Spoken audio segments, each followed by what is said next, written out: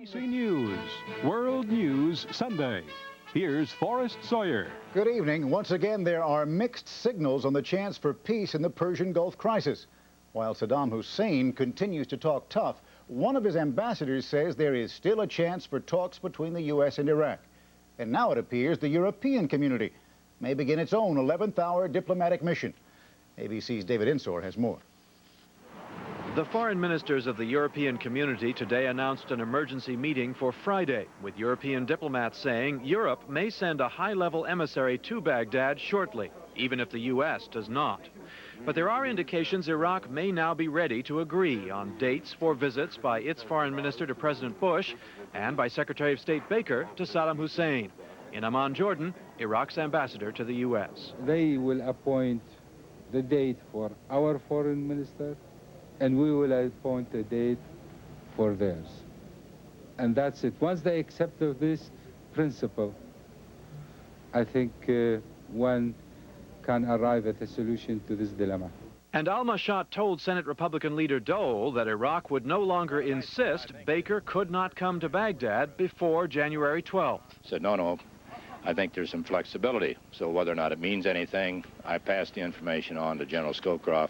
One Arab diplomatic source close to Baghdad tells ABC News the Iraqis may now be prepared to receive James Baker in Baghdad as early as January 7th. U.S. officials stress that there's been no new flexibility offered by Iraq on meetings to avert war. But they note that Ambassador al-Mashat returns to Washington after seeing Saddam Hussein. Maybe he has new instructions, one official says.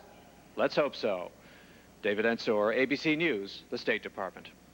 It was another day of harsh rhetoric from Baghdad. An official newspaper said today thousands of Muslim believers will launch guerrilla strikes against Western targets around the world if war breaks out.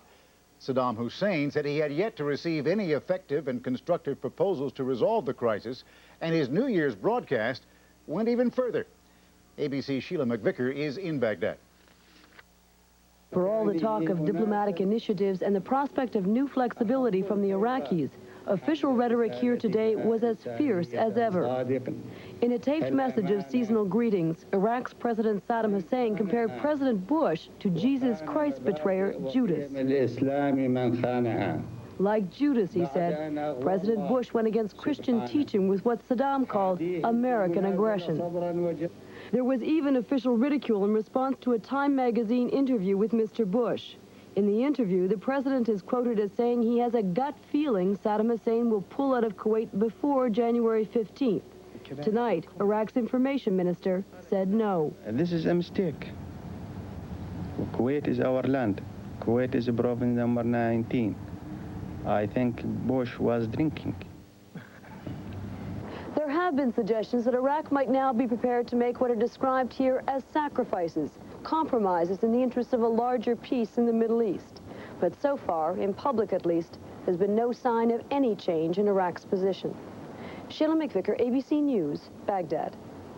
Vice President Quayle arrived in Saudi Arabia this evening for meetings with Saudi King Fahd and the exiled Emir of Kuwait.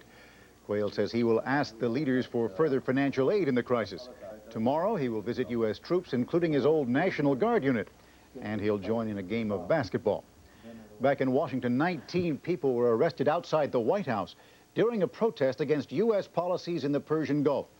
Police say some of them climbed the White House fence and poured a blood-like substance into the stone fountain on the front lawn. Among those arrested, former Catholic priest Philip Berrigan, a prominent leader of the peace movement back during the Vietnam War. In our next segment, how record immigration by